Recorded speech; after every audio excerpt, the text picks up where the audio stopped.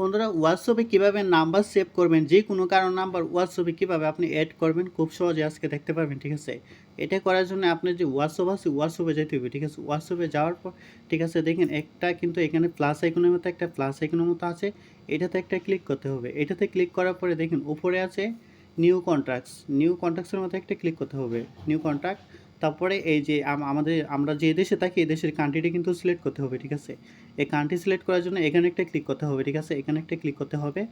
এখানে ক্লিক করার পরে তারপরে আপনি যদি বাংলাদেশে থাকেন, মালদ্বীপে থাকেন, যে কোনো একটা কান্ট্রি সিলেক্ট করে দেবেন। ঠিক আছে, যে দেশে থাকেন, থাকার পরে যে দেশে থাকেন এই দেশের নাম্বারটা এখানে দিয়ে দেবেন। ঠিক আছে, এদেশের নাম্বারটা যখন এখানে তো দেখেন আমি কিন্তু নাম্বারটা এখানে বসাই দিয়েছি। নাম্বারটা বসানো দেওয়ার পর দেখেন উপরে আপনি কি করবেন, আপনি যে তার যে নামটা তার নামটা উপরে লিখবেন। তো দেখেন আমার বন্ধুর নাম হচ্ছে মন, আমি মন লিখে দিলাম। মন লেখার পর দেখেন উপরে এই যে নিচে সেভ বাটন আছে, সেভ করে দিবেন। সেভ করে দেওয়ার পর দেখেন এই যে ইজি কিন্তু তার কিন্তু এই যে নামটা কিন্তু শো করছে। এই যে দেখেন এখানে কিন্তু তার আইডিটা চলে এসেছে। ঠিক আছে, দেখছেন আমি কিন্তু এখন খুলছি।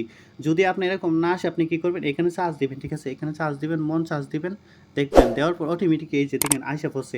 তো অবশ্যই বন্ধুরা যদি ভিডিওটা যদি ভালো লাগে অবশ্যই একটা সাবস্ক্রাইবার করবেন, এরকম দরকারি ভিডিও পেতে সবার আগে। ধন্যবাদ, ভালো থাকবেন।